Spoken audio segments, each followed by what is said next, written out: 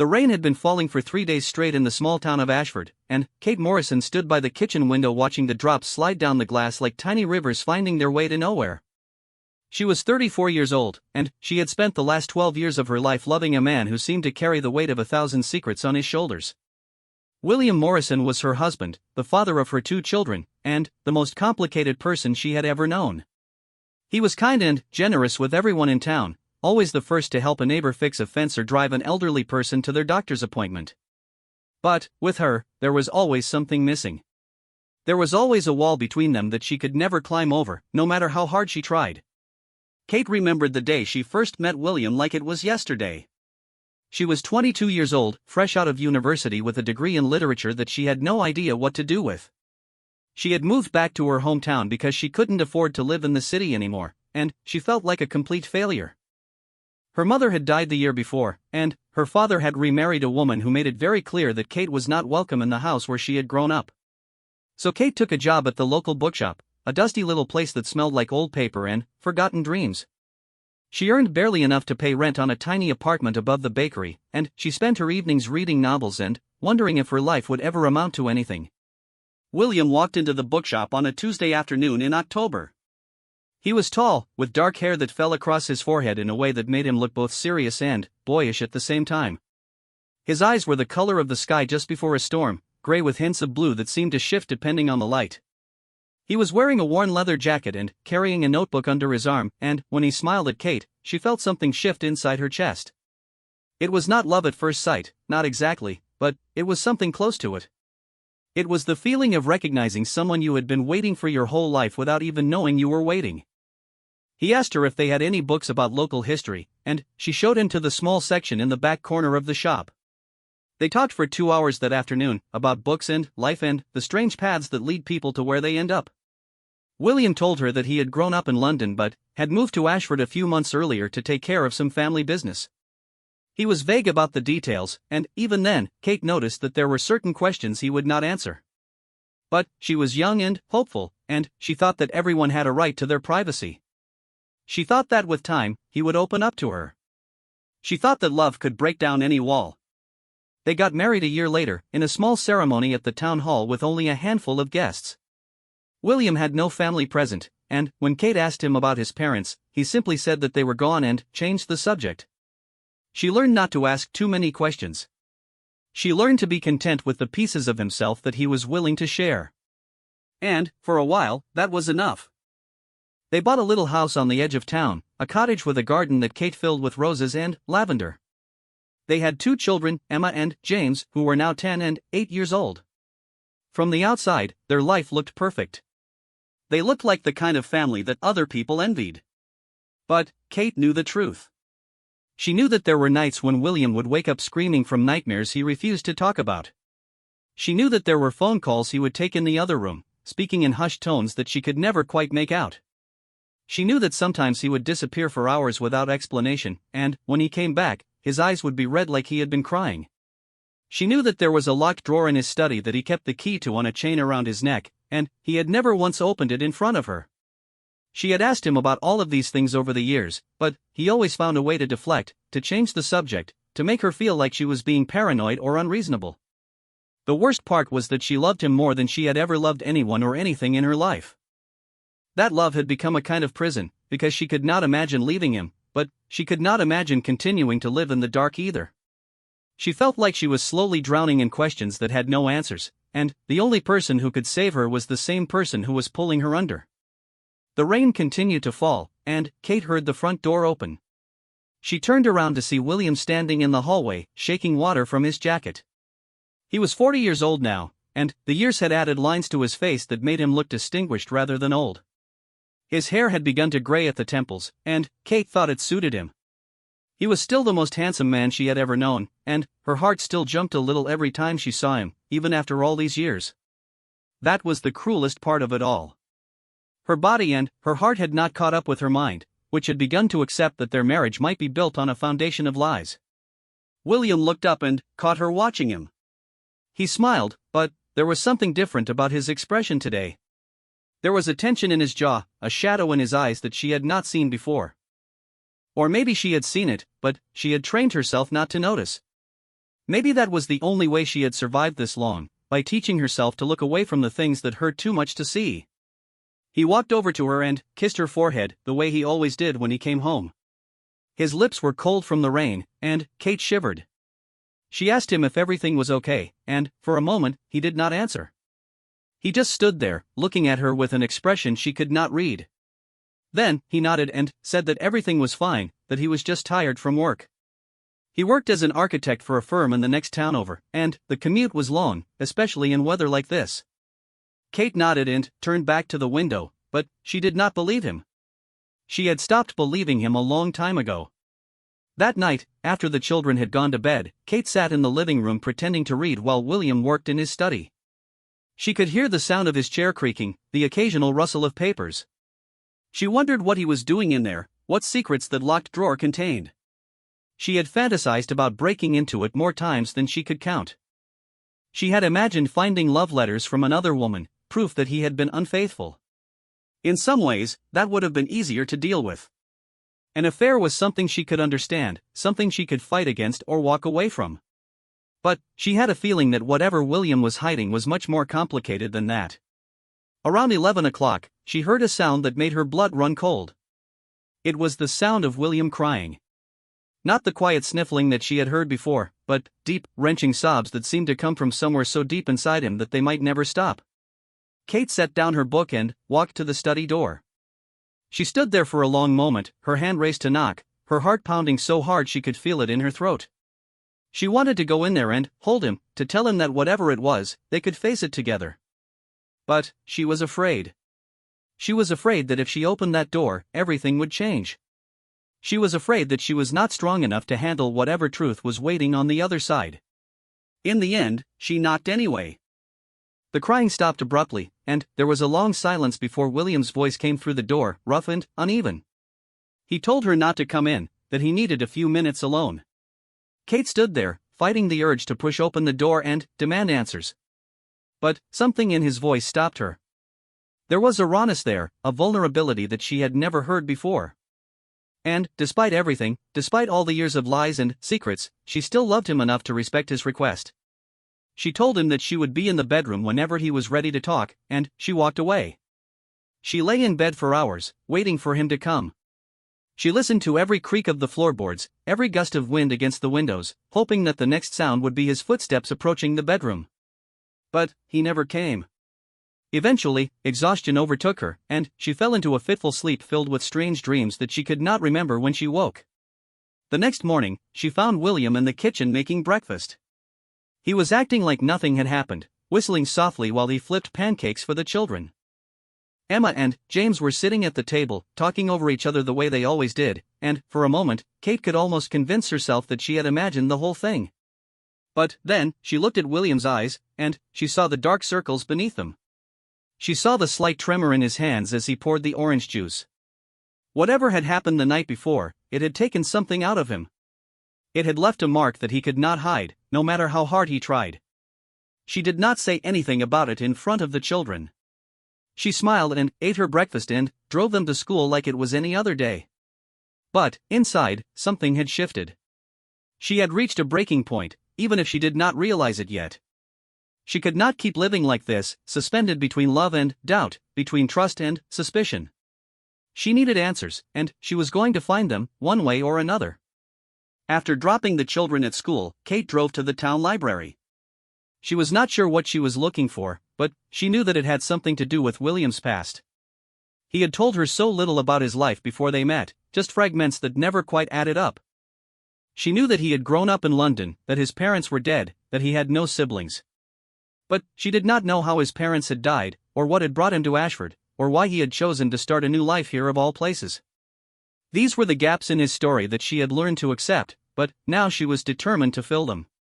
The library was quiet and warm, a welcome contrast to the cold gray morning outside. Kate sat down at one of the old computers and began to search. She typed in William's name, along with everything she knew about his past. For a long time, she found nothing useful, just random results that had nothing to do with her husband. But, then, she tried a different approach. She searched for news articles about London from around the time that William would have been a young man. She was not sure what she was looking for, but She would know it when she found it. 2 hours later, her hands were shaking as she stared at the screen. She had found something.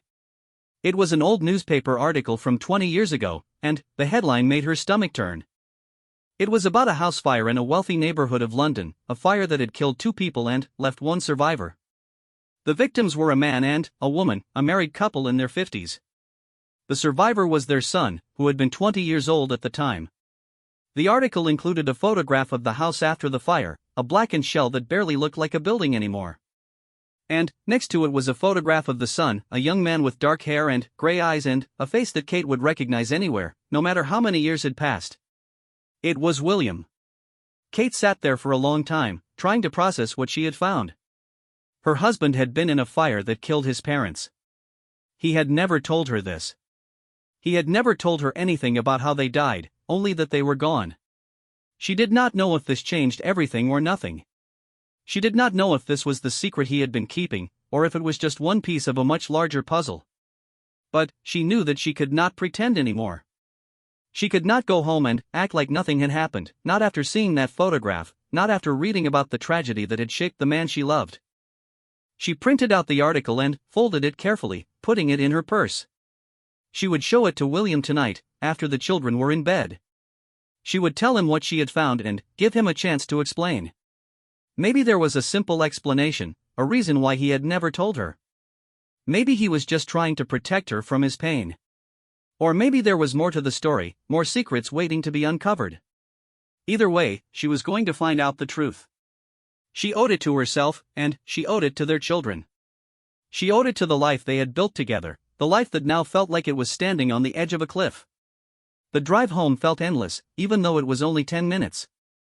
Kate kept glancing at her purse, at the folded article inside, as if it might disappear if she looked away for too long. She tried to imagine how the conversation with William would go. She tried to prepare herself for every possible outcome. But the truth was, she had no idea what to expect. She had no idea who her husband really was, and that realization was more frightening than anything she had ever faced. When she got home, the house was empty. William was still at work, and the children would not be home for hours. Kate walked through the rooms like a ghost, seeing everything with new eyes. The photographs on the mantelpiece, the books on the shelves, the furniture they had picked out together. All of it felt different now, like props in a play rather than pieces of a real life. She wondered how much of their marriage had been genuine and how much had been a performance. She wondered if the man she loved even existed, or if he was just a character that William had invented to hide from his past. She found herself standing outside the door of his study. The door was unlocked, which meant he was not home. Kate hesitated for only a moment before pushing it open. The room was exactly as she had imagined it, neat and organized with books lining the walls and architectural drawings spread across the desk. In the corner was the filing cabinet with the locked drawer, the one she had wondered about for so many years. She walked over to it and tried the drawer, even though she knew it would not open. The metal was cold against her fingers, and she felt a sudden surge of frustration. She wanted to break it open, to rip out whatever was inside and, finally, know the truth. But she forced herself to step back. She would wait. She would give William the chance to tell her himself. The rest of the day passed in a blur. Kate picked up the children from school and helped them with their homework and made dinner, all while feeling like she was watching herself from far away. She smiled when she was supposed to smile and laughed when she was supposed to laugh, but inside she was numb. She was waiting for William to come home, waiting for the moment when everything would change. He arrived at 7 o'clock, just as they were sitting down to eat. He kissed Kate on the cheek and ruffled the children's hair and acted like everything was normal. Kate watched him across the dinner table, studying his face for any sign that he knew what she had discovered. But he seemed relaxed and happy, more so than usual. He told funny stories about his co-workers and asked the children about their day at school. He was the perfect husband and father, and Kate hated him for it. She hated how easy it was for him to pretend, how effortlessly he could slip into this role while keeping such enormous secrets locked away. After dinner, she told the children to get ready for bed while she cleaned up the kitchen. William offered to help, but she said she could manage on her own. She needed time to gather her thoughts, to prepare for the conversation that was about to happen. When the dishes were done and the children were tucked in, Kate took a deep breath and walked to the living room, where William was sitting on the sofa reading a book. She sat down across from him and waited for him to look up. When he did, she saw a flicker of something in his eyes. Fear, maybe. Or recognition. Like he knew that this moment had been coming for a long time. Kate reached into her pocket and pulled out the folded article. She placed it on the coffee table between them without saying a word. William stared at it for a long moment, and she watched the color drain from his face. His hands, which had been resting on his book, began to tremble. He set the book aside and reached for the article, but he did not unfold it. He just held it in his hands, staring at the yellowed paper like it was a bomb that might explode at any moment. Kate told him that she knew about the fire. She told him that she had spent the morning at the library, searching for answers to questions that he had refused to answer for 12 years. She told him that she loved him more than anything in the world, but she could not keep living in the dark. She needed to know the truth, all of it, no matter how painful it might be. She needed him to trust her the way she had trusted him, even when every instinct told her that she was making a mistake. William did not respond right away.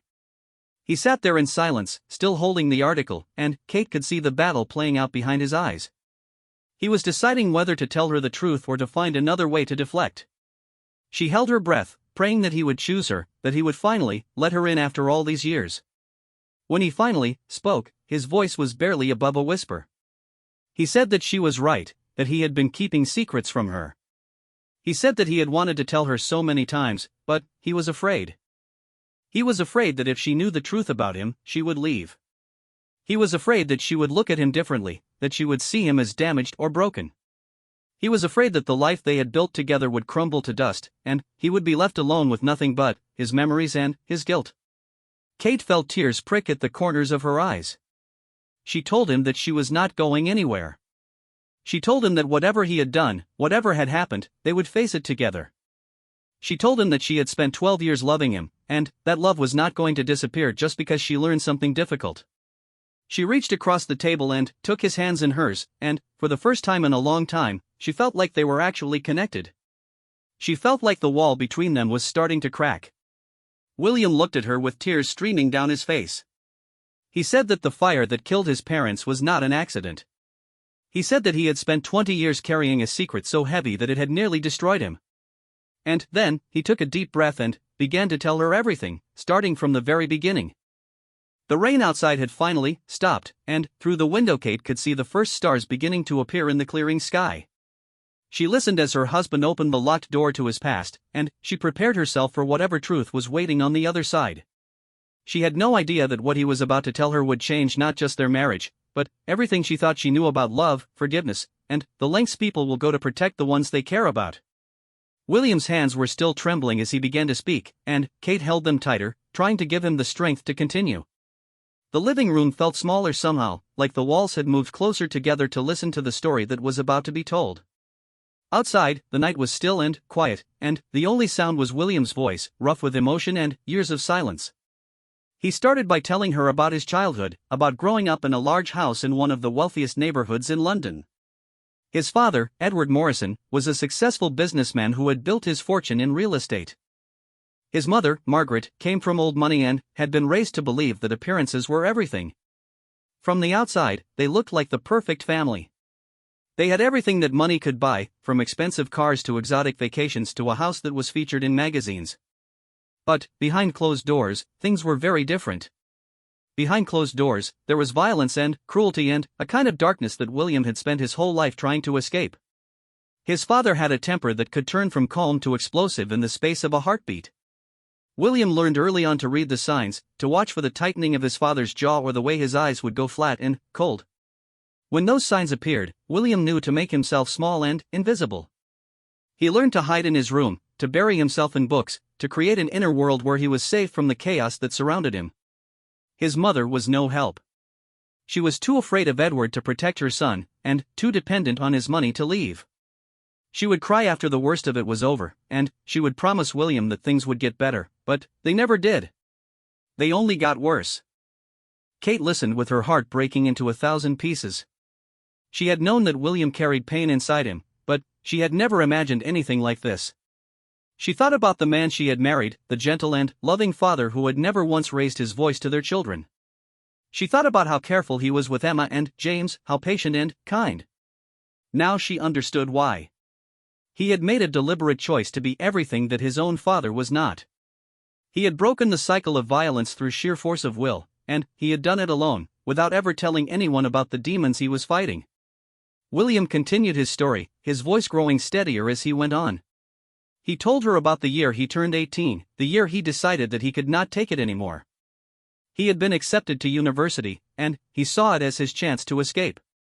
He packed a bag with only the essentials and left in the middle of the night without saying goodbye. He thought that he could start fresh, that he could leave his past behind and build a new life for himself. But his father was not willing to let him go so easily. Edward Morrison was not a man who tolerated defiance. He saw William's departure as a personal insult, a betrayal of everything he had provided for his son. He began a campaign to make William's life miserable, cutting off his access to any family money and using his connections to make sure that William could not find a decent job or a place to live. William spent 2 years struggling to survive, working multiple jobs just to pay for his tiny apartment and his university tuition. He was exhausted and alone, but he refused to go back. He would rather die than return to that house, to that life. Kate asked him why he had never told her any of this before, and William looked at her with eyes full of shame. He said that he had wanted to protect her from the ugliness of his past. He said that when he met her, she seemed so bright and innocent, like a beam of sunlight in a world that had always been dark. He was afraid that if he told her the truth, some of that darkness would transfer to her. He was afraid that she would see him as tainted, as someone who came from violence and might be capable of violence himself. It was an irrational fear, he knew that now, but it had controlled him for so long that he did not know how to let it go. Kate shook her head and told him that nothing he said could change how she felt about him. She told him that his past was not his fault, that the abuse he suffered as a child did not define who he was as a man. She told him that she was proud of him for breaking free, for choosing a different path. She told him all the things she wished someone had told him years ago, and she watched as the tension in his shoulders began to ease, as the tears continued to fall down his face, not from sadness this time but from relief. But the story was not over yet. William took a deep breath and told her about the night of the fire, the night that had haunted him for 20 years. He was 20 years old, and he had not spoken to his parents in 2 years. He was doing well at university, finally, starting to believe that he might have a future. Then, one night, he received a phone call that changed everything. It was his mother, and she was crying so hard that he could barely understand what she was saying. She told him that she had finally found the courage to leave his father. She had packed her bags and was planning to go to a shelter for abused women. But she was afraid, terrified of what Edward might do when he discovered she was gone. She asked William to come home, just for one night, to help her get out safely. She begged him, and despite everything that had happened, despite all the years of pain and betrayal, William could not say no. She was his mother, and some part of him still loved her, still wanted to believe that she could change. He drove through the night, arriving at the house just before dawn. His mother was waiting for him at the door, her face swollen from crying. She had 2 suitcases beside her, everything she was taking from a life of luxury. They were almost to the car when Edward appeared at the top of the stairs. He had been drinking, William could tell from the way he swayed on his feet. His eyes were wild with rage, and he was holding something in his hand. It took William a moment to realize that it was a gun. Kate gasped, her hand flying to her mouth. She had not expected this, had not prepared herself for a story that involved weapons and violence. William squeezed her hand and continued, his voice dropping to almost a whisper. Edward pointed the gun at William and told him that if he could not have his family, no one would. He said that he would rather see them all dead than let Margaret leave. William tried to reason with him, tried to talk him down, but it was useless. Edward was beyond reason, lost in a darkness that had been building for years. William told his mother to run, to get to the car and drive away as fast as she could. But she was frozen with fear, unable to move. What happened next was a blur. William remembered lunging for the gun, remembered the sound of a shot being fired. He remembered falling to the ground and feeling a searing pain in his shoulder. He remembered his mother screaming, and then, silence. When he looked up, he saw his father lying on the floor, the gun beside him. In the struggle, the weapon had gone off, and the bullet had struck Edward in the chest. He was dead within seconds. William thought it was over. He thought that the nightmare was finally ending. But then, he smelled smoke. In the chaos of the struggle, a candle had been knocked over, and the flames were spreading fast. The old house, with its wooden floors and antique furniture, was going up like kindling. William tried to help his mother, tried to pull her toward the door, but she would not move. She was kneeling beside Edward's body, sobbing and saying his name over and over again. It was like she had forgotten that he was the man who had hurt them both for so many years. In that moment, all she could see was the person she had loved, the person she had stayed with despite everything. The smoke was getting thicker, and William could barely breathe. He begged his mother to come with him, but she just looked up at him with the saddest eyes he had ever seen. She told him to go, to save himself. She said that she could not leave Edward, that she had spent her whole life with him and she was going to die with him too. William tried to argue, tried to physically drag her out of the house, but a beam fell from the ceiling, blocking his path. The last thing he saw before the firefighters pulled him out was his mother, disappearing into the flames. Kate was crying openly now, tears streaming down her face as she listened to the horror that William had lived through. She could not imagine watching your mother choose death over freedom, watching your childhood home burn to the ground with your parents still inside. She understood now why William had never talked about any of this. She understood why he had nightmares, why he kept a locked drawer full of memories that were too painful to look at. She understood why he had built walls around his heart, why he had been so afraid to let her in. William wiped his eyes and continued. He told her about the months that followed, the investigations and the interviews and the constant questions. The police ruled his father's death as accidental, a tragic result of a struggle over a weapon. The fire was attributed to the knocked-over candle, just another casualty of a domestic dispute gone wrong. William was cleared of any wrongdoing, but that did not make him feel any better. He carried the guilt of that night with him everywhere he went. He replayed the events over and over in his mind, wondering if there was anything he could have done differently, any way he could have saved his mother. He spent years in therapy, trying to process the trauma and find a way to move forward.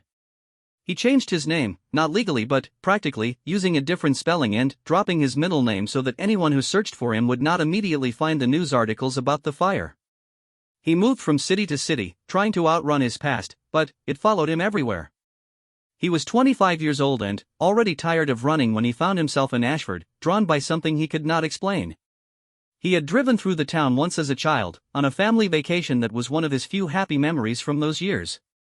He remembered the rolling hills and the quiet streets and the feeling of peace that had settled over him as they passed through. So he decided to stay, to try one more time to build a life worth living. And then, he met Kate, and everything changed. William looked at her with so much love in his eyes that Kate thought her heart might burst. He told her that she had saved him, that her kindness and patience had given him something he never thought he would have. She had given him a reason to believe in the future, a reason to hope that he could be more than the sum of his traumas. Their children were the greatest gifts he had ever received, and every day he tried to be the father they deserved, the father he had always wished he had. Kate moved to sit beside him, wrapping her arms around him and holding him close. She told him that she loved him, that nothing he had said could change that. She told him that she was honored that he had finally trusted her enough to share this part of himself. She told him that they would face whatever came next together, as a team, the way they always should have. They sat there for a long time, holding each other in the dim light of the living room. The weight of 20 years of secrets had finally been lifted, and William felt lighter than he had in as long as he could remember. He had always been afraid that the truth would destroy his marriage, but instead it had made it stronger. Kate had not run away. She had not looked at him with pity or disgust. She had simply listened, and loved, and accepted him for who he was. But Kate had more questions, and she knew that they could not stop here. She asked William about the locked drawer in his study, the one he had kept hidden from her for all these years. She asked him what was inside, and whether he would finally show her now that the truth was out. William hesitated for a moment, then nodded. He stood up and took her hand, leading her down the hallway to his study. The room was dark, but he did not turn on the light. He walked to the filing cabinet and reached into his shirt, pulling out the chain with the small key that Kate had seen so many times without knowing what it opened. His hands were steady now as he unlocked the drawer and pulled it open. Inside were several items, each one carefully wrapped in cloth or stored in protective cases. William removed them one by one and laid them on his desk. There was a photograph of his mother as a young woman, before she married Edward, before the years of abuse had dimmed the light in her eyes. She was beautiful, with William's same dark hair and the hint of a smile on her lips. Kate looked at the photograph and felt a wave of sadness for the woman who had never found the courage to save herself. Next was a small jewelry box containing a pearl necklace that had belonged to his grandmother.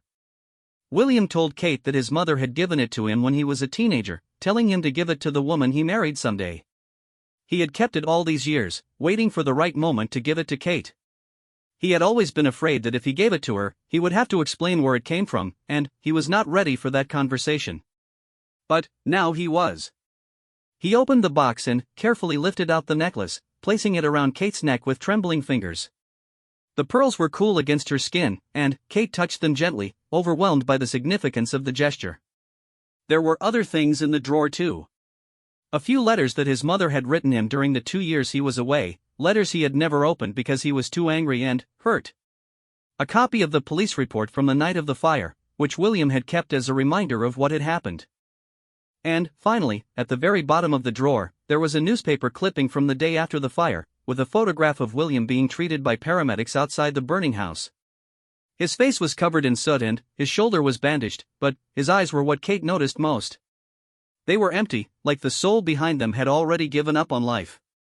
Kate looked at all these pieces of her husband's past, laid out before her like artifacts from an archaeological dig. She thought about how much pain he had been carrying, how lonely it must have been to keep all of this hidden for so long. She thought about the strength it had taken for him to rebuild his life, to become the man he was today despite everything that had tried to break him. And she felt a fierce surge of protectiveness, a determination to help him heal from the wounds that were still bleeding after all these years. She asked William if there was anything else, any other secrets he had been keeping. He shook his head and said that she now knew everything. He had no more walls, no more hidden places. He was completely open to her for the first time in their marriage, and it was both terrifying and liberating at the same time. Kate told him that she needed time to process everything she had learned.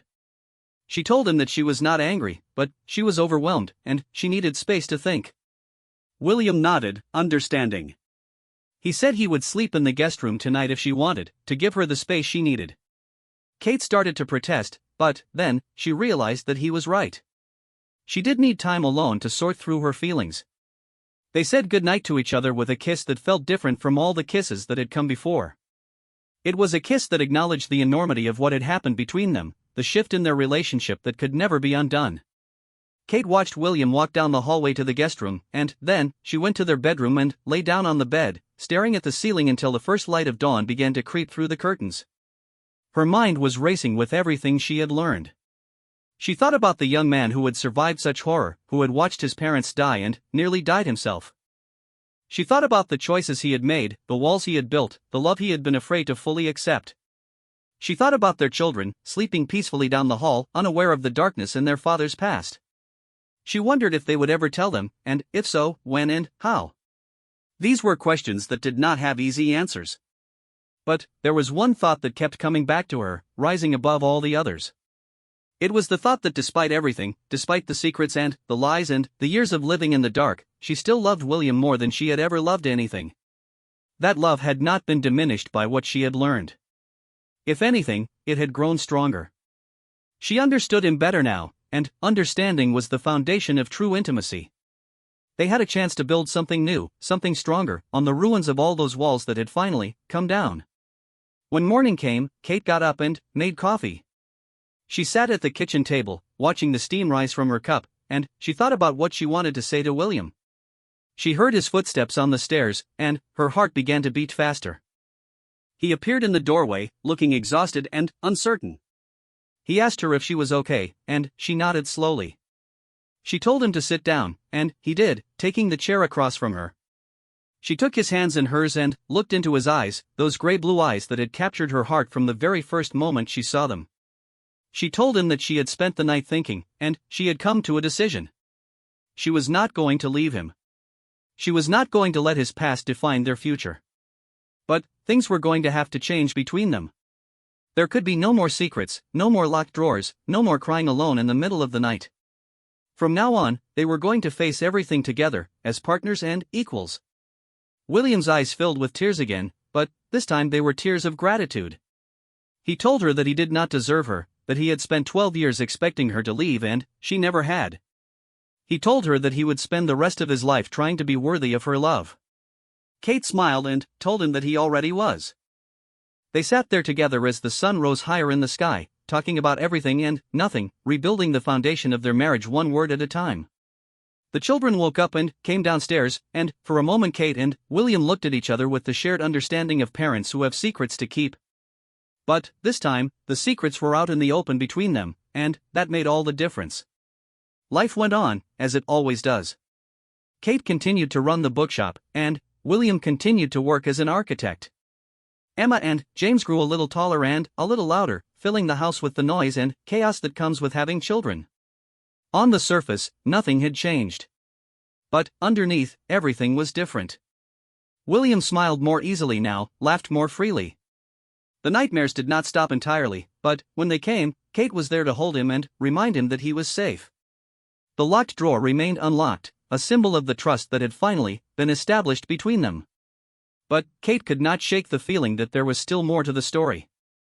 William had told her about the fire, about his parents, about the trauma that had shaped him. But there were still questions that nagged at her, details that did not quite add up. She pushed them aside, telling herself that she was being paranoid, that she should be grateful for the truth she had been given. But the questions would not go away, and, as the weeks passed, they only grew louder. One evening, about a month after William's confession, Kate was cleaning out the attic when she found something that made her blood run cold. It was a box of old photographs, hidden behind a stack of Christmas decorations. She opened it expecting to find pictures from their early years together, but instead she found photographs of people she did not recognize. Men and women in expensive clothes, standing in front of houses and cars and yachts. And, in many of the photographs, there was a woman who appeared again and again, a beautiful woman with red hair and green eyes and a smile that seemed to hide secrets of its own. Kate stared at the photographs, trying to understand what they meant. Who was this woman, and why did William have pictures of her hidden in their attic? She had thought that all the secrets were finally out in the open, but now she was not so sure. She had thought that she knew her husband, but maybe she had only scratched the surface. She heard William's car pull into the driveway, and she quickly closed the box and put it back where she found it. Her heart was pounding as she climbed down from the attic, her mind racing with questions and fears.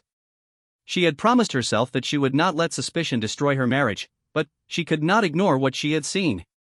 She needed to know who that woman was, and what she meant to William. She needed to know if the truth he had told her was the whole truth, or just another carefully constructed lie. That night, as they lay in bed together, Kate fought the urge to ask him about the photographs. She wanted to trust him, wanted to believe that he had finally given her everything. But the doubt was there, planted like a seed in the back of her mind, and she knew that it would only grow until she found the answers she was looking for. She lay awake long after William had fallen asleep, staring at the ceiling and wondering what other secrets her husband might be hiding. She had thought that the hardest part was over, but now she realized that it might only be beginning. The next few weeks were torture for Kate. She went about her daily life with a smile on her face and a storm in her heart. Every time she looked at William, she saw two people. She saw the man she had loved for 12 years, the gentle husband and devoted father who had finally opened up to her about his painful past. And she saw a stranger, a man who might still be keeping secrets, whose mysterious photographs haunted her thoughts day and night. She had not told William about finding the box in the attic. Part of her wanted to confront him immediately, to demand answers the way she had demanded them about the fire. But another part of her was afraid. She was afraid that if she asked him about the red-haired woman, he would have an explanation that would make her feel foolish for doubting him. She was afraid that she would push him away just when they were finally getting close. And she was afraid, in the darkest corners of her heart, that she would learn something she could not forgive. So she said nothing, and the silence ate away at her like acid. Kate began to watch William more closely, looking for signs that he was hiding something. She noticed the way his phone would buzz sometimes in the evening, and how he would glance at the screen and then put it away without answering. She noticed that he had started working late more often, coming home after the children were already in bed with excuses about projects and deadlines. She noticed that sometimes, when he thought she was not looking, his expression would change, becoming distant and troubled, like a man carrying a weight too heavy to bear. She told herself that she was reading too much into things. She told herself that William had been through a traumatic experience, that his behavior could be explained by the emotional aftermath of finally revealing his past. She told herself that she was being paranoid, that she was sabotaging her own happiness by looking for problems where none existed. But the doubts would not go away. They had taken root in her mind, and they were growing stronger every day. One afternoon, while William was at work and the children were at school, Kate made a decision. She climbed back up to the attic and retrieved the box of photographs. She spread them out on the kitchen table and studied each one carefully, looking for clues that might tell her who these people were and why William had kept their pictures hidden for so long. The woman with red hair appeared in at least a dozen of the photographs. In some of them, she was alone, smiling at the camera with a confidence that bordered on arrogance. In others, she was with a group of people, always at the center of attention, always the most beautiful person in the room. Kate felt a pang of jealousy that she tried to push away. She had no reason to be jealous. She did not even know who this woman was. But then, she found a photograph that changed everything. It was hidden at the bottom of the box, tucked inside an envelope as if someone had wanted to keep it separate from the others. Kate opened the envelope with trembling hands and pulled out the photograph inside. It showed the red-haired woman standing in front of a church, wearing a white dress and holding a bouquet of flowers. She was smiling, and standing beside her, wearing a suit and looking happier than Kate had ever seen him, was William. It was a wedding photograph. Kate felt the world tilt beneath her feet. She grabbed the edge of the table to steady herself, staring at the image in disbelief. William had been married before. He had married this woman, whoever she was, and he had never told Kate. All those years of thinking she was his only love, his first and forever, and it had all been a lie. Everything she thought she knew about her husband, about her marriage, was crumbling around her. She sat down heavily in a chair, still clutching the photograph. Her mind was racing, trying to make sense of what she had found. Why had William never told her about his first wife? What had happened to her? Were they divorced, or had something worse happened? Kate remembered the fire, remembered the story William had told her about his parents, and a terrible thought crossed her mind. Was it possible that this woman had died too? Was it possible that wherever William went, tragedy followed? She needed answers, but this time she was not sure she could wait for William to give them to her. She needed to find out the truth on her own, before she confronted him. She needed to know exactly what she was dealing with before she decided what to do next. Kate put the photographs back in the box and hid it in the trunk of her car. Then, she drove to the library, the same place where she had discovered the truth about the fire. She sat down at one of the computers and began to search, using every piece of information she had. She searched for William's name along with words like wedding, marriage, and wife. She searched for the names she had seen in some of the photographs, scribbled on the backs in faded ink. She searched until her eyes ached and her head throbbed, but she found nothing. Whoever William had married, the records of their union were not easily accessible online. She was about to give up when she had an idea. The wedding photograph had shown them standing in front of a church, a distinctive building with a tall spire and ornate stained glass windows. Kate did not recognize it as any church in Ashford, but she thought it might be somewhere in London, near where William had grown up. She began searching for churches in London, scrolling through hundreds of images until she finally found a match. The church was called St. Martin's, and it was located in a wealthy neighborhood of London, not far from where William's parents had lived. Kate felt a chill run down her spine. William had gotten married in the same area where he had suffered so much as a child. Why would he do that? Why would he return to a place filled with so many painful memories? She searched for records of marriages at St. Martin's Church, but the church's website did not have that information available online. She would need to visit in person or contact them directly. Kate hesitated for a moment, wondering if she was taking things too far. Maybe she should just ask William directly. Maybe there was an innocent explanation for all of this, a reason he had never mentioned his first marriage that would make sense once she heard it. But trust had been broken too many times already. Kate had spent 12 years in the dark, and she was not willing to go back there. She needed to find out the truth for herself, and then she would decide what to do with it. She drove home and made dinner for the children, acting as normal as possible while her mind was elsewhere. When William came home, she kissed him hello and asked about his day, all the while studying his face for any sign of guilt or deception. But he seemed relaxed and happy, talking about a new project at work and asking Emma and James about their schoolwork. He was the same man he had always been, and Kate felt a fresh wave of confusion. How could he seem so honest, so genuine, when he had been lying to her about something so fundamental? That night, after the children were in bed, Kate told William that she needed to go to London for a few days. She said that an old friend from university had invited her to visit, and she thought it would be nice to get away for a while. William looked surprised but not suspicious. He told her that it sounded like a good idea, that she deserved a break after everything they had been through recently. He said he would take care of the children while she was gone, and he wished her a good trip. Kate felt a stab of guilt as she watched him smile at her. She hated lying to him, especially after all the conversations they had had about honesty and trust. But she told herself that she had no choice. She needed to find out the truth, and she could not do that from Ashford. She needed to go to London, to the church where William had been married, and find out what had happened to the woman he had never told her about. She left the next morning, driving the 3 hours to London with the box of photographs on the seat beside her. The city felt overwhelming after so many years of living in a small town. The traffic was chaotic, the streets were crowded, and everywhere she looked there were people rushing to places she could not imagine. She had forgotten what it was like to live in such a busy place, and she found herself longing for the quiet of Ashford even as she navigated through the noise. She found a hotel near the church and checked in, then spent the afternoon walking around the neighborhood, trying to get her bearings. She saw the large houses that lined the streets, the expensive cars parked in the driveways, the perfectly manicured gardens. This was the world that William had grown up in, the world of wealth and privilege that had hidden such darkness behind its beautiful facade. Kate tried to imagine him as a young man, walking these same streets, dreaming of escape. She wondered if he ever came back here, if he ever stood in front of his childhood home and remembered everything that had happened. The next morning, Kate went to St. Martin's Church. It was even more beautiful in person than it had looked in the photographs, with tall stone walls and windows that caught the morning light in a kaleidoscope of colors. She went inside and found a woman at the front desk, an elderly lady with kind eyes and a warm smile. Kate introduced herself and explained that she was researching her family history.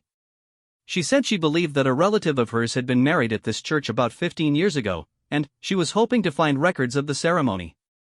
The woman was helpful, if a bit cautious. She said that church records were generally confidential, but she could check if there was any public information available. She asked Kate for the names of the couple, and Kate hesitated for a moment before giving them.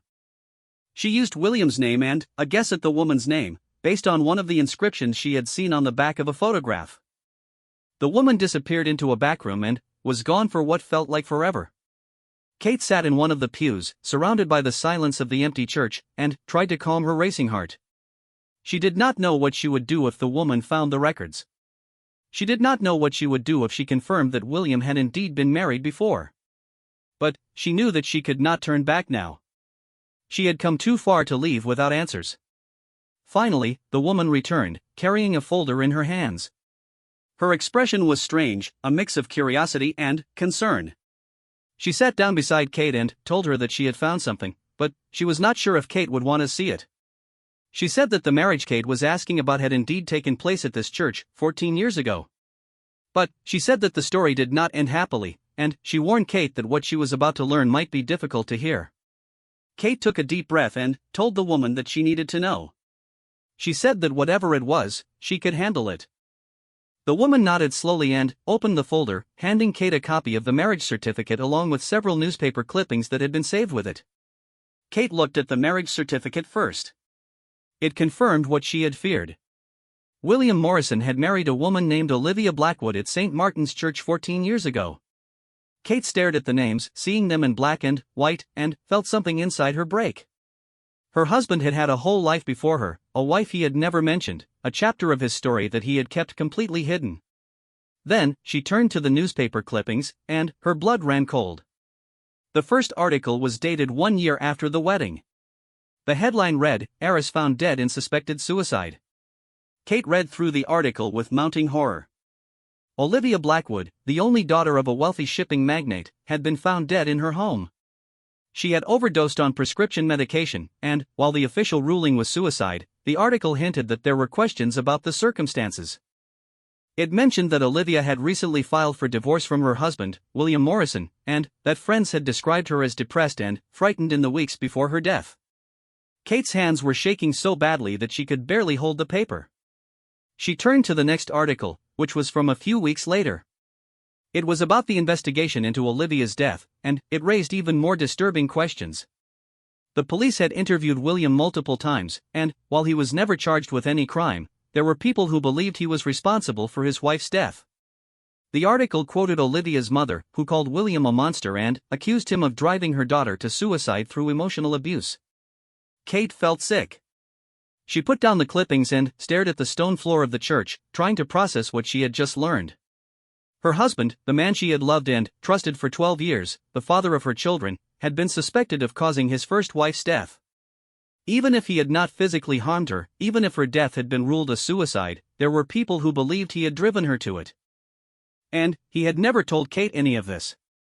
He had hidden it from her, just like he had hidden everything else. The churchwoman was watching her with concern. She asked Kate if she was all right, if she needed some water or a moment to collect herself. Kate shook her head and stood up, gathering the papers and putting them in her bag.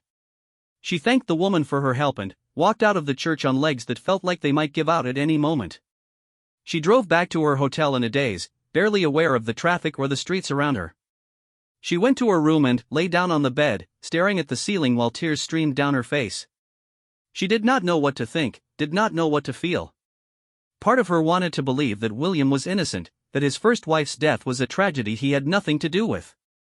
But another part of her, the part that had lived with doubt for so long, was screaming that there was a pattern here. William's mother had died in a fire that started during a confrontation with him. His first wife had killed herself after filing for divorce. Was it possible that the man she loved was not who she thought he was? Was it possible that she had married someone capable of terrible things? She thought about Emma and James, her beautiful children who adored their father. She thought about the life they had built together in Ashford, the home filled with laughter and love. She thought about how William had opened up to her about his past, about the tears he had shed as he told her about the fire and his parents. Had any of it been real? Had he been telling her the truth, or had he been feeding her a carefully crafted version of events designed to make her sympathize with him? Kate did not sleep that night. She lay awake for hours, turning everything over in her mind, trying to find a way to make sense of what she had learned. By the time the sun came up, she had made a decision. She could not confront William with this information until she knew more. She needed to find out what had really happened to Olivia Blackwood, not from newspaper articles but from someone who had known her. She needed to talk to people who could tell her what kind of man William had been during his first marriage, and whether he was capable of the things he had been accused of. She spent the next 2 days in London, tracking down anyone she could find who had known Olivia or William during that time. It was not easy, as most people were reluctant to talk about such painful memories. But Kate was persistent, and eventually she found someone willing to speak with her. It was a woman named Rachel, who had been Olivia's best friend and had stood beside her as maid of honor at her wedding. They met at a coffee shop near the church, and Rachel eyed Kate with suspicion at first. She asked Kate why she wanted to know about Olivia after all these years, and Kate told her the truth. She said that she was married to William, and that she had only recently discovered his first marriage. She said that she needed to know what had happened, for her own sake and for the sake of her children. Rachel's expression softened. She said that she had always wondered if William would marry again, if he would find another woman to hurt the way he had hurt Olivia. She said that she had thought about trying to warn whoever he ended up with, but she had never been able to find out anything about his life after he left London. Kate felt a chill at those words. She asked Rachel to tell her everything, from the beginning, and Rachel took a deep breath and began. She said that Olivia had been the kindest, most trusting person she had ever known. She came from a wealthy family, but she did not care about money or status. She wanted to help people, to make a difference in the world. When she met William, she thought she had found her soulmate. He was charming and intelligent and seemed to share her values. They fell in love quickly, and within a year they were married. But things changed after the wedding. William became controlling and possessive. He isolated Olivia from her friends and family, made her feel guilty for spending time with anyone but him. He criticized everything she did, from the way she dressed to the way she talked. He never hit her, Rachel said, but the emotional abuse was constant and relentless. Olivia began to doubt herself, to believe that she was worthless and unlovable. She stopped going out, stopped seeing her friends, stopped being the vibrant person she had once been. Rachel said that she had tried to help Olivia, had begged her to leave William and come stay with her. But Olivia was too afraid. She said that William had threatened to ruin her if she left, to spread lies about her that would destroy her reputation. She said that he had told her no one would believe her if she accused him of abuse, that he was too respected and well-connected. She felt trapped, with no way out except one. Kate listened with a growing sense of horror. The man Rachel was describing sounded nothing like the William she knew. Her William was gentle and kind, never controlling or cruel. But she also remembered the walls he had built around himself, the secrets he had kept, the way he had always seemed to be hiding something. Was it possible that the William she knew was just another performance, another version of himself that he had created to hide his true nature? Rachel continued, her voice heavy with grief. She said that when Olivia finally found the courage to file for divorce, things got even worse. William had begged her to stay, then threatened her when begging did not work. He told her that if she left him, she would regret it for the rest of her life. Olivia was terrified, but she went through with the divorce anyway. She thought that once it was final, she would be free of him. But she never got the chance to find out. 2 weeks before the divorce was finalized, Olivia was found dead in her apartment. The official cause was suicide, an overdose of sleeping pills. But Rachel did not believe it. She said that Olivia had been scared, yes, but she had also been hopeful. She had been making plans for the future, talking about traveling and starting a new charity. She was not someone who would have taken her own life. Rachel believed that William had something to do with her death, but she could never prove it. The police investigated, but without evidence, there was nothing they could do. Kate sat in silence for a long time after Rachel finished speaking. She did not know what to say, did not know how to reconcile this story with the man she had married. She thanked Rachel for her honesty and promised to be careful. Rachel reached across the table and took Kate's hand. She said that she hoped Kate's experience with William had been different, that he had changed or that Olivia's death had taught him something. But she also told Kate to trust her instincts. She said that if anything ever felt wrong, if she ever felt afraid or controlled, she should get out immediately. She said that women like Olivia often ignored the warning signs until it was too late, and she did not want Kate to make the same mistake. Kate drove back to Ashford that afternoon, her mind spinning with everything she had learned. She had left home looking for answers, and she had found more than she ever expected. Her husband had been married before. His first wife had died under mysterious circumstances. There were people who believed he was responsible. And he had hidden all of this from her for 12 years. When she pulled into the driveway of their house, she saw William's car parked in its usual spot. The lights were on inside, and through the window she could see him moving around in the kitchen. He looked so normal, so ordinary, like any other husband preparing dinner for his family. Kate sat in her car for a long moment, watching him, trying to find the monster that Rachel had described. But all she could see was the man she loved, the man who had held her while she cried and told her that she was the best thing that had ever happened to him. She took a deep breath and got out of the car. Whatever happened next, she knew that she could not keep pretending that everything was fine. She needed to confront William with what she had learned, to give him a chance to explain. Maybe there was another side to the story, a truth that Rachel did not know. Maybe William had changed, had become a better man through his guilt and regret. Or maybe everything Kate feared was true, and the life she had built was nothing but a beautiful lie. Only William could tell her the truth. And, this time, she was not going to accept anything less than the complete, unvarnished reality of who he was and what he had done. Kate walked into the house with her heart pounding so hard she could feel it in her temples.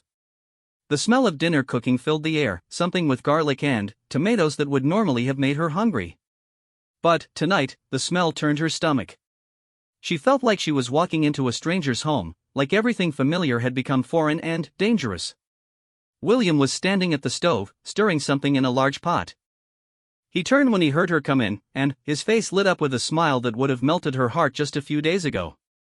He asked about her trip, about how her friend was doing, and Kate forced herself to smile and give vague answers. She said she was tired from the drive and wanted to take a shower before dinner. William nodded and told her to take her time, that he would keep everything warm. Kate climbed the stairs on legs that felt disconnected from her body. She went into the bathroom and locked the door behind her, then stood in front of the mirror, staring at her own reflection. She looked older than she remembered, older and more tired. The last few days had taken something out of her, had aged her in ways that went beyond physical appearance. She felt like a different person than the woman who had driven to London looking for answers. That woman had still had hope. This woman had nothing but fear and doubt. She took a long shower, letting the hot water run over her until it started to turn cold. She dressed in comfortable clothes and went downstairs, where William and the children were already seated at the dinner table. Emma and James were talking over each other, competing for attention the way they always did. William was laughing at something James had said, and Kate felt a sharp pain in her chest. This was her family. This was the life she had built. And it might all be built on lies. She sat down at the table and picked at her food, unable to eat more than a few bites. William noticed her lack of appetite and asked if everything was okay. Kate said she was just tired, that the trip had worn her out more than she expected. William accepted the explanation without question, and dinner continued as if nothing was wrong. After the children went to bed, Kate sat in the living room and waited for William to join her. He had gone to check on Emma and James, making sure they were tucked in and comfortable, and Kate could hear his voice through the walls, soft and loving as he told them goodnight. She thought about Rachel's words, about how William had been controlling and cruel with Olivia. She tried to match that description with the man she heard comforting his children, and she could not do it. They seemed like two completely different people. William came into the living room and sat down beside her on the sofa. He reached for her hand, and Kate let him take it, even though part of her wanted to pull away. He asked her again if she was okay, said that she had seemed distant since she got back.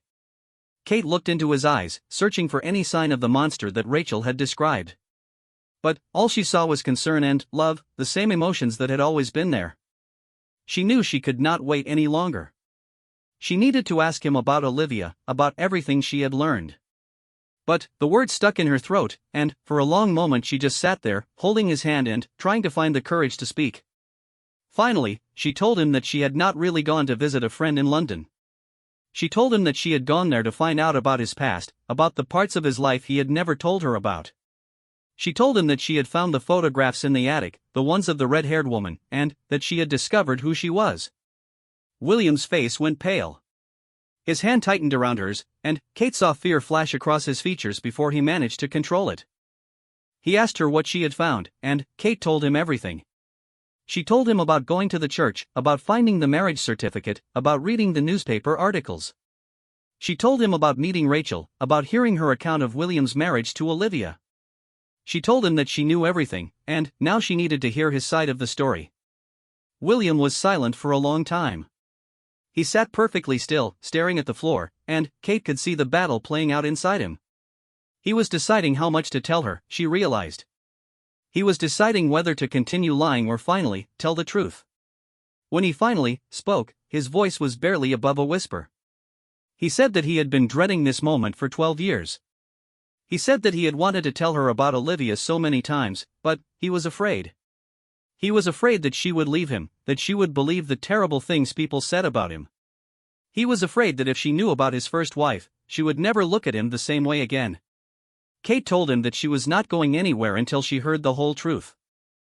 She told him that she had already heard Rachel's version, and now she needed to hear his. She told him that he owed her that much, after all the years of secrets and lies. William nodded slowly and began to speak. He said that he had met Olivia 3 years after the fire that killed his parents. He was still broken inside, still struggling with guilt and grief and a darkness that seemed to have no end. Olivia had seemed like a ray of light in his world, someone who could save him from himself. She was beautiful and kind and seemed to genuinely care about him. He fell in love with her quickly, maybe too quickly, and when she suggested they get married, he agreed without hesitation. But their marriage had been troubled from the start. William said that he was not the kind of husband Olivia deserved. He was withdrawn and moody, prone to dark periods where he could barely function. He had nightmares almost every night, waking up screaming and covered in sweat. Olivia tried to help him, but he pushed her away. He did not know how to accept love, did not know how to let someone in after spending so many years building walls around his heart. He said that Olivia had become frustrated and unhappy. She wanted more from him than he could give, more openness and intimacy than he was capable of. They started fighting, first occasionally and then constantly. William said that he never hit her, never physically hurt her in any way. But he admitted that he had been cold and distant, that he had made her feel unloved and unwanted. He said that he had been so wrapped up in his own pain that he could not see how much he was hurting her. Kate listened without interrupting, trying to reconcile William's version with what Rachel had told her. There were similarities, she noticed. Both stories involved a marriage that was unhappy, a husband who was emotionally unavailable. But William's version left out the controlling behavior, the isolation, the threats. Kate did not know which version was closer to the truth, or if the truth lay somewhere in between. William continued, his voice breaking as he got to the hardest part. He said that Olivia had filed for divorce after 2 years of marriage, and he had not blamed her. He knew that their relationship was beyond saving, that he was too damaged to be the husband she needed. He had agreed to the divorce without fighting, had even helped her find a lawyer. He wanted her to be happy, even if it meant losing her. But then, something changed. Olivia started acting strangely, becoming paranoid and fearful. She accused William of following her, of spying on her, of planning to hurt her. He did not know where these accusations were coming from, as he had done nothing of the sort. He tried to reassure her, tried to prove that he was not a threat, but she would not listen. She stopped returning his calls, stopped responding to his messages. Her friends told him that she was saying terrible things about him, calling him a monster and an abuser. William said that he had been devastated. He knew that he had not been a good husband, but he had never been abusive. He did not understand why Olivia was saying these things, why she seemed determined to destroy his reputation. He considered going to the police, but what could he tell them? His wife was spreading lies about him, and there was nothing illegal about that. Then, Olivia died, and William's world collapsed for the second time in his life. He said that when he got the news, he could not believe it. Olivia had been struggling, yes, but he never thought she would take her own life. He blamed himself, of course. He wondered if his coldness and distance had pushed her over the edge, if his inability to love her properly had convinced her that she was unlovable. The guilt was crushing, even worse than the guilt he had felt after his parents died. At least with his parents, he could tell himself that he had been trying to save them. With Olivia, he felt like he had abandoned her when she needed him most. The police investigation that followed was a nightmare. Olivia's mother was convinced that William had killed her daughter, and she made sure that everyone knew it. She gave interviews to newspapers, painting William as an abusive husband who had driven her daughter to suicide. She hired private investigators to dig into William's past, hoping to find evidence that would put him in prison. She made his life a living hell, and there was nothing he could do to stop her. William said that the police had questioned him multiple times, searching for any evidence that he had been involved in Olivia's death. But there was nothing to find. He had been miles away when she died, at a work conference with dozens of witnesses. He had not been in contact with her for weeks before her death. There was no evidence of foul play, no sign that anyone other than Olivia herself had been responsible. The case was ruled a suicide, and William was never charged with any crime. But the damage was done. William's reputation was destroyed. His friends abandoned him, his colleagues whispered about him behind his back. He lost his job and could not find another one, not in London where everyone knew his name and his story. He tried to explain, tried to defend himself, but no one wanted to listen. In the court of public opinion, he had already been convicted. That was when he decided to leave London for good. He changed his name slightly, enough to make it harder for people to connect him to the scandal. He moved to Ashford, a town where no one knew him, where he could start fresh without the weight of his past dragging him down. He thought that if he could just get far enough away, he might be able to outrun his demons and become someone new. And then, he met Kate, and everything changed again. William looked at her with tears streaming down his face. He said that he knew he should have told her about Olivia from the beginning. He knew that keeping such a huge secret was wrong, that she deserved to know about his past before she agreed to marry him. But he was terrified. He was terrified that if she knew the truth, she would believe what everyone else believed. She would see him as a monster, as someone who had driven his first wife to death. And he could not bear the thought of losing her, not when she was the only good thing that had happened to him in so many years. He said that every day of their marriage, he had wanted to tell her. Every time she asked about his past, every time she wondered about the nightmares or the locked drawer, he had wanted to open up and share everything. But the fear was always stronger than the desire for honesty. The fear of losing her, of losing their children, of losing the life he had worked so hard to build. So he kept quiet, and the secret grew heavier and heavier until it was like carrying a stone around his neck. He told Kate that he understood if she could not forgive him. He understood if she needed to leave, to take the children and start a new life without him. He said that he would not fight her, would not try to stop her. He would give her whatever she wanted, sign whatever papers she needed, because her happiness mattered more to him than his own. Kate sat in silence for a long time after William finished speaking. She did not know what to think, did not know what to feel. Part of her wanted to believe him, wanted to accept his version of events and move forward with their life together. But another part of her could not forget Rachel's words, could not ignore the possibility that William was still lying, still manipulating her the way he had allegedly manipulated Olivia. She asked him why Rachel's account was so different from his. She asked why Olivia's best friend would describe him as controlling and abusive if he was simply a distant husband. William shook his head and said he did not know. He said that Rachel had always been suspicious of him, had never trusted him from the beginning. He said that when Olivia started making accusations, Rachel was the first to believe them, the first to turn against him.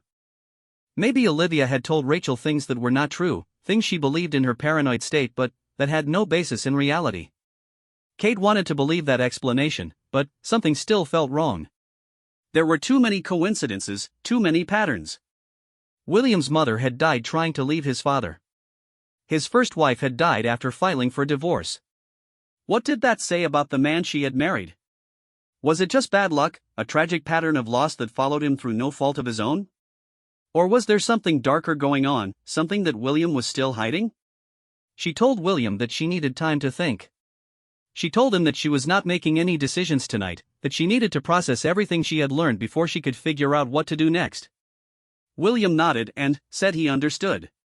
He said he would sleep in the guest room again, give her the space she needed. He said he would do whatever it took to prove to her that he was telling the truth, that he was not the monster people thought he was. That night, Kate lay in bed alone, staring at the darkness and listening to the sound of her own breathing.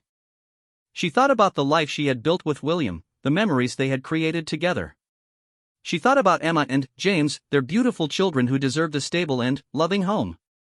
She thought about herself, about what she wanted and needed, about whether she could ever trust her husband again. The days that followed were strange and difficult. Kate and William moved around each other like strangers, polite but distant, careful not to touch on the subjects that were too painful to discuss. The children noticed that something was wrong, but Kate told them that Mommy and Daddy were just tired from work. She did not want to worry them, did not want to involve them in problems they were too young to understand. Kate continued her research, this time from home. She spent hours on her computer, searching for any information she could find about Olivia Blackwood and her death. She read old news articles, dug through court records, even tried to contact some of Olivia's other friends. Most of them would not talk to her, but a few were willing to share their memories, and what they told her was confusing. Some of them remembered William the way Rachel did, as a controlling and manipulative husband who had isolated Olivia from everyone who loved her. But others had a different perspective. They remembered Olivia as someone who had always been prone to anxiety and depression, who had struggled with mental health issues long before she met William. They said that her marriage might have been unhappy, but they did not believe that William had been abusive. They thought that Olivia's death was a tragedy, but not a crime. Kate did not know which version to believe. The truth seemed to shift depending on who she talked to, like looking at the same picture from different angles. She wished there was some way to know for certain what had happened in that marriage, but that was impossible. The only people who knew the full truth were William and Olivia was dead. One night, about 2 weeks after her return from London, Kate came home to find William waiting for her in the kitchen. He looked more serious than she had ever seen him, and there was a box on the table in front of him. He told her to sit down, said that there was something he needed to show her. Kate sat across from him and watched as he opened the box. Inside were papers, dozens of them, organized into neat folders. William explained that these were documents from his marriage to Olivia and from the investigation into her death. He said that he had kept them all these years, partly as a reminder of what he had lost and partly in case he ever needed to prove his innocence. He took out the first folder and handed it to Kate. It contained letters that Olivia had written to him in the months before her death.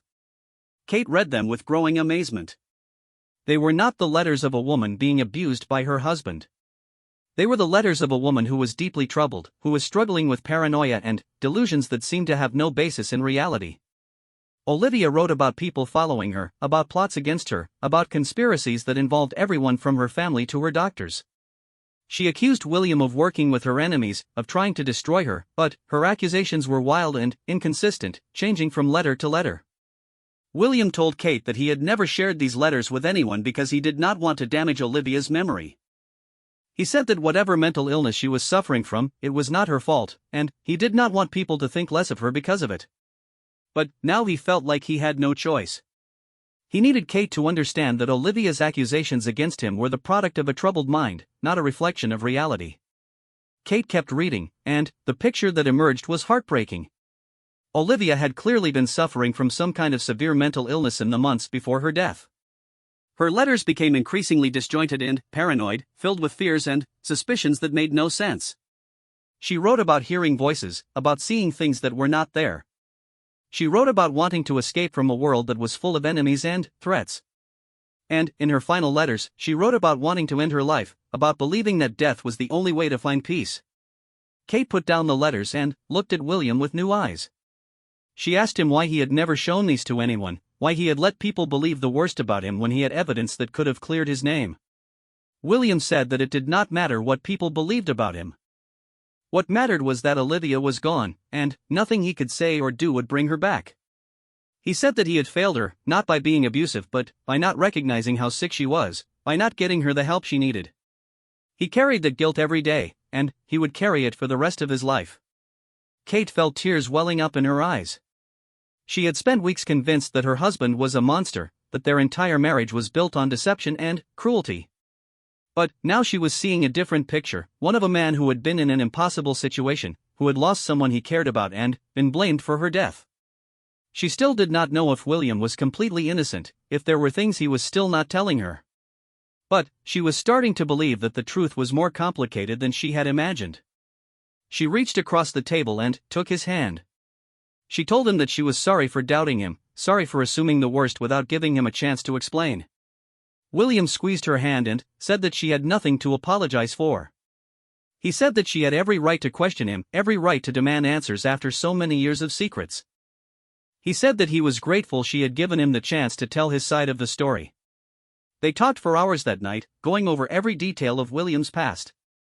He answered all of her questions honestly, without deflection or evasion. He told her things he had never told anyone, memories that were so painful he had buried them deep inside and tried to forget they existed. Kate listened to everything, and slowly she began to understand the man she had married. She began to see him not as a monster or a saint, but as a complicated human being who had made mistakes and suffered losses and was trying his best to build a meaningful life. By the time dawn broke, Kate had made her decision. She told William that she was not going to leave him. She told him that their marriage was not perfect, that they had a lot of work to do to rebuild the trust that had been damaged. But she believed that he was a good man at heart, someone who deserved a second chance. She believed that the life they had built together was worth fighting for, and she was willing to fight. William broke down in tears, holding her close and thanking her over and over again. He said that he did not deserve her, that he had done nothing to earn her forgiveness. Kate told him that love was not about deserving. It was about choosing to stay, day after day, even when things were hard. It was about facing your fears together and coming out stronger on the other side. They agreed that things needed to change between them. No more secrets, no more locked drawers, no more crying alone in the dark. They would go to counseling together, learn how to communicate in ways that were healthy and honest. They would tell the children about William's past when they were old enough to understand, so that there would be no more secrets in their family. They would build a new foundation for their marriage, one based on truth instead of fear. Kate went to bed that morning feeling lighter than she had in weeks. She had been through hell, but she had come out on the other side with a clearer understanding of who her husband was and what their marriage could become. She knew that the road ahead would not be easy, that there would be days when the doubt crept back and she wondered if she had made the right decision. But, for now, she was at peace. She had chosen to trust William, and she was going to see where the trust led them. But the universe had one more test in store for them, one final revelation that would shake their marriage to its very core. And it was coming sooner than either of them expected. 3 months had passed since Kate and William's long night of revelations, and life in the Morrison household had begun to find a new rhythm.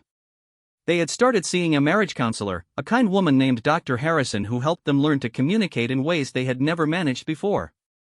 William had opened up about his childhood trauma and his guilt over Olivia, and Kate had shared her fears and doubts about their relationship. It was hard work, sometimes painful, but they were both committed to making their marriage stronger. The children had noticed the change in their parents. Emma, who was old enough to sense tension in the house, had asked Kate one evening if everything was okay. Kate had told her the truth, or at least as much of it as a 10-year-old could understand. She said that Mommy and Daddy had been going through some difficult times, but they were working things out. She said that sometimes adults have to learn how to talk to each other better, just like children do. Emma had nodded seriously and said that she was glad her parents were trying, and Kate had felt a surge of pride in her daughter's wisdom. William had become a different person in many ways. He smiled more easily, laughed more freely. The nightmares had not stopped entirely, but when they came, he would wake Kate and tell her about them instead of suffering alone. He had even started seeing a therapist of his own, working through the trauma that he had carried for so many years. Kate could see the weight lifting from his shoulders, could see him becoming more present and engaged with their family. It was like watching someone come back to life after a long illness. For her part, Kate had learned to let go of some of her doubts. She still thought about Olivia sometimes, still wondered what had really happened in that marriage. But she had chosen to believe William's version of events, and she was doing her best to live with that choice. She reminded herself that everyone had a past, that no one was without mistakes and regrets. What mattered was not where they had been, but where they were going. It was on a Saturday afternoon in early spring when everything changed again. Kate was in the garden, planting the first seeds of the season, when she heard the doorbell ring. She wiped her hands on her jeans and went to answer it, expecting a neighbor or perhaps a delivery. Instead, she found a woman standing on her doorstep, a woman she had never seen before. She was middle-aged, with gray hair pulled back in a severe bun and eyes that seemed to look right through Kate. There was something familiar about her face, something that Kate could not quite place. The woman asked if this was the home of William Morrison, and Kate felt a chill run down her spine. She asked the woman who she was and what she wanted, and the woman introduced herself as Eleanor Blackwood, Olivia's mother. Kate stood frozen in the doorway, not knowing what to say or do. She had heard about Eleanor, had read about her in the newspaper articles and heard her mentioned in Rachel's account. Eleanor had been the one who had accused William of causing her daughter's death, who had tried to have him arrested and prosecuted. What was she doing here, after all these years? Eleanor asked if she could come in, said that she had something important to discuss. Kate hesitated for a long moment before stepping aside and letting her enter. She led Eleanor to the living room and offered her a seat, her mind racing with questions and fears. She called for William, and when he came downstairs and saw who was sitting on their sofa, his face went white. Eleanor looked at William with an expression that was impossible to read. There was anger there, certainly, the same anger that had driven her to try to destroy his life 14 years ago. But there was something else too, something that looked almost like regret. She told William to sit down, said that she had not come to fight. She said that she had something to tell him, something she should have told him a long time ago. William sat down beside Kate, taking her hand in his. His grip was tight, almost painfully so, and Kate could feel him trembling. She squeezed back, trying to give him strength for whatever was about to come. Eleanor began to speak, and the story she told turned everything Kate thought she knew upside down. She said that Olivia had not died from suicide. She said that for 14 years, she had been lying, to the police, to the newspapers, to everyone. She said that she had known the truth all along, but she had been too ashamed to admit it. Kate felt the room spin around her. She looked at William and saw that he was just as confused as she was, his face a mask of shock and disbelief. Eleanor continued, her voice breaking with emotion. She said that Olivia had been very sick in the months before her death. She had been diagnosed with a severe form of bipolar disorder, combined with paranoid delusions that were growing worse by the day. The family had tried to get her help, had sent her to the best doctors and the best facilities, but nothing seemed to work. Olivia's mind was slipping away, and there was nothing anyone could do to stop it. On the night she died, Olivia had called Eleanor in a state of extreme distress. She was ranting about William, about how he was going to kill her, about how she needed to escape before it was too late. Eleanor had tried to calm her down, had tried to remind her that William was miles away and could not hurt her. But Olivia would not listen. She was beyond reason, lost in a world of fear and paranoia that had nothing to do with reality. Eleanor said that she had driven to Olivia's apartment as fast as she could, hoping to get there in time to help her. But when she arrived, it was too late. Olivia had already taken the pills, a massive overdose that would have killed anyone. Eleanor had called an ambulance, had tried everything she could think of to save her daughter, but there was nothing to be done. Olivia died in her arms, whispering apologies and begging for forgiveness. Kate was crying now, tears streaming down her face as she listened to the story of a mother's worst nightmare. She could not imagine the pain of holding your child as they died, of knowing that you had arrived too late to save them. She looked at Eleanor and saw a woman who had been broken by grief, who had spent 14 years carrying a weight too heavy to bear. But the story was not over yet. Eleanor said that when the police arrived, she had made a decision. A terrible, selfish decision that she had regretted every day since. She told the police that she suspected William was responsible for Olivia's death. She told them about the accusations Olivia had made, about the fear she had expressed. She knew that these accusations were the product of a diseased mind, that William had nothing to do with Olivia's suicide. But she was angry and devastated, and she needed someone to blame. William was an easy target. He had been a difficult husband, had failed to recognize how sick Olivia was, had not done enough to save her. In Eleanor's grief-stricken mind, that made him responsible. She had given interviews to newspapers, had told anyone who would listen that William was a monster who had driven her daughter to death. She had enjoyed watching his life fall apart, had taken satisfaction in seeing him lose his job and his friends and his reputation. It was a cruel and petty revenge, but it was the only way she knew how to cope with her loss. For 14 years, Eleanor had lived with the guilt of what she had done. She had destroyed an innocent man's life because she could not accept that her daughter's death was no one's fault. She had let William carry the blame for a tragedy that was simply a tragedy, nothing more and nothing less. She said she had thought about coming forward many times over the years, about telling the truth and clearing William's name. But she had been too afraid.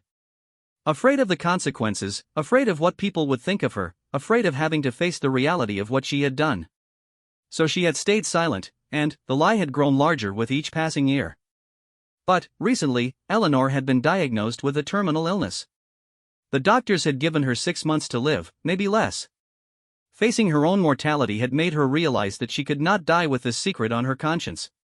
She could not meet her daughter in whatever afterlife awaited without first trying to make amends for the wrong she had done. She looked at William with tears in her eyes and said that she was sorry. She said that she knew an apology could never make up for what she had taken from him, for the years of suffering and shame. But she needed him to know that she knew the truth, that she had always known it. She needed him to know that none of it had been his fault. William sat in stunned silence for a long moment. Kate watched his face, saw the emotions playing across it like clouds moving across the sky. She saw disbelief and anger and sorrow and relief, all mixed together into something that defied description. She held his hand tighter, reminding him that he was not alone, that whatever he was feeling, she was feeling it with him. When William finally spoke, his voice was rough with emotion. He asked Eleanor why she had done it, why she had chosen to destroy him when she knew he was innocent. Eleanor shook her head and said that she did not have a good answer. She said that grief made people do terrible things, that she had been out of her mind with pain and had lashed out at the easiest target. She said that it was no excuse, that nothing could excuse what she had done, but it was the only explanation she had. William was silent again, and Kate could see him struggling with what to do next. Part of him wanted to rage at Eleanor, to scream at her for the years she had stolen from him. Part of him wanted to forgive her, to let go of the anger that had been poisoning him for so long. And part of him just wanted to understand, to make sense of a senseless tragedy that had defined so much of his life. In the end, he simply nodded. He told Eleanor that he accepted her apology, though he was not sure if he could truly forgive her yet. He said that what she had done had caused him more pain than she could imagine, but he understood that pain had been her motivation too. He said that they were both victims of Olivia's illness, both casualties of a disease that took no prisoners. Eleanor reached into her bag and pulled out an envelope. She said that it was a letter she had prepared, a written confession that admitted everything she had just told them. She said that William could do whatever he wanted with it. He could take it to the police, to the newspapers, to anyone who would listen. He could clear his name once and, for all, let the world know that he had never been the monster they thought he was. Or he could burn it and let the past stay in the past. The choice was his. William took the envelope but did not open it. He said that he would think about what to do, that he needed time to process everything he had learned. Eleanor nodded and stood up, preparing to leave. She paused at the door and looked back at William one last time. She said that Olivia had loved him, in her own way. She said that when Olivia was lucid, when the illness was not controlling her mind, she had spoken about William with fondness and regret. She had known that she had hurt him, had pushed him away with her accusations and her paranoia. She had wanted to make things right, but the illness had taken over before she had the chance.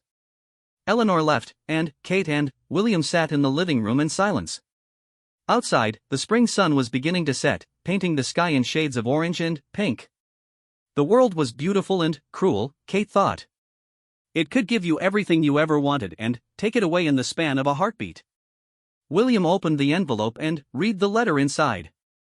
Kate watched his face as he read, saw the tears that fell from his eyes onto the paper. When he was finished, he handed it to her without a word. Kate read the letter, and it confirmed everything Eleanor had said. It was a full confession, detailed and damning, admitting to lies that had ruined an innocent man's life. Kate felt a wave of emotion wash over her, a mixture of anger at what had been done to William and relief that the truth had finally come out. She asked William what he wanted to do, and he shook his head. He said that he did not know yet. He said that part of him wanted to share the letter with the world, to vindicate himself and show everyone who had judged him that they had been wrong. But another part of him just wanted to let it go, to move forward with his life without dragging up the past. Kate told him that whatever he decided, she would support him.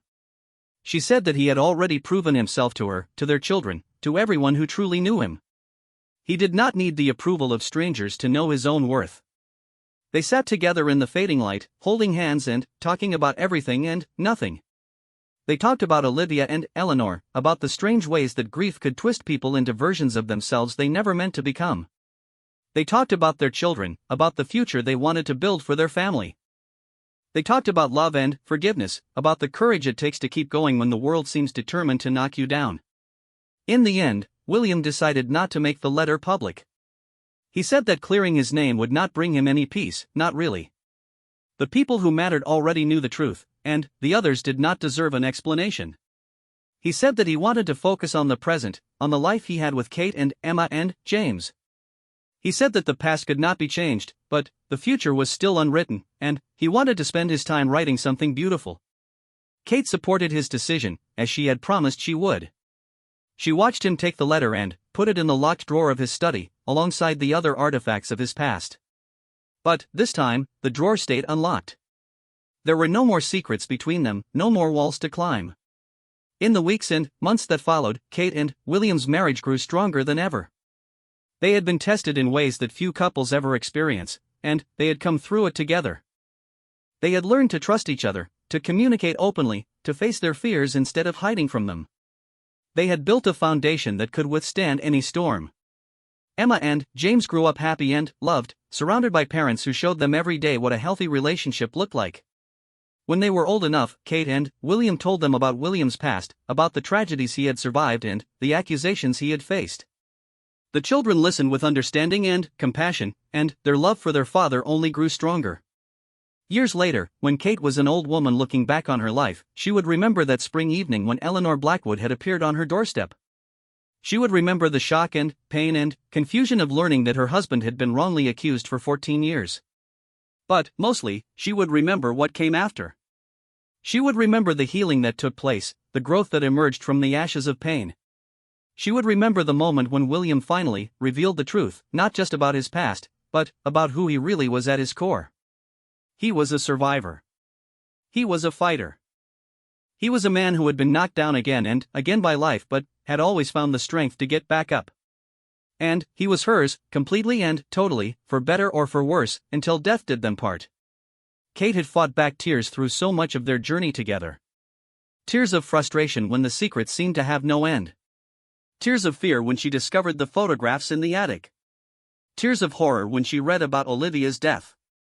Tears of relief when William finally revealed the truth about who he was and what he had been through. But, on their 30th wedding anniversary, surrounded by their children and grandchildren, Kate let the tears flow freely. They were tears of joy, tears of gratitude, tears of love for the imperfect, complicated, beautiful man she had chosen to spend her life with. William caught her eye across the room and smiled, and in that smile she saw everything they had been through together, every struggle and every triumph. She walked over to him and took his hand, the same way she had taken it on that long-ago night when he had first begun to tell her his story. He squeezed her fingers gently, and she knew without words that he was thinking the same thing she was. They had made it. Against all odds, despite everything that had tried to tear them apart, they had made it. The truth had finally set them free.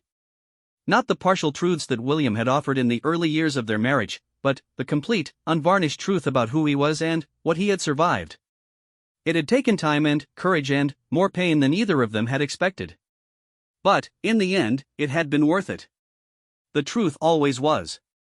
Kate looked at her husband, at the man she had loved for more than 3 decades, and she knew that she would make the same choice all over again.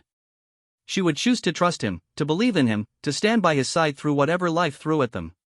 She would choose love, even when it was hard. Especially when it was hard. Because that was what marriage was, she had learned. It was not about finding someone perfect.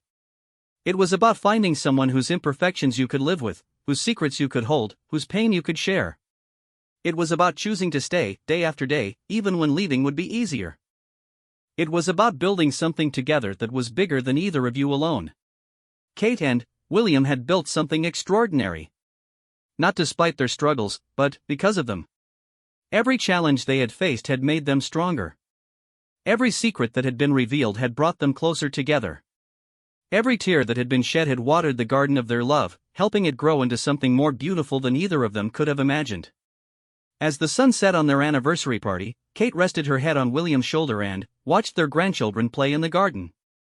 The roses she had planted all those years ago were in full bloom, filling the air with their sweet fragrance. Life was good. Life was very, very good. And Kate, who had fought back tears through so much of her journey, finally let herself cry tears of pure, uncontained happiness. Because at last, she knew the whole truth. And the truth was that she was exactly where she was meant to be, with exactly the person she was meant to be with. She was home.